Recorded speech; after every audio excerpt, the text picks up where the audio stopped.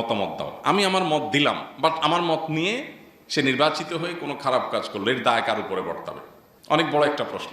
তো এটার উত্তর হলো, একটা হলো যে একজন মানুষের ব্যক্তিগত ভুল বিচ্ছুতি, একান্তই ব্যক্তিগত, যেটা আগে থেকে কোনো আগাম ধারণা করার সুযোগ নেই।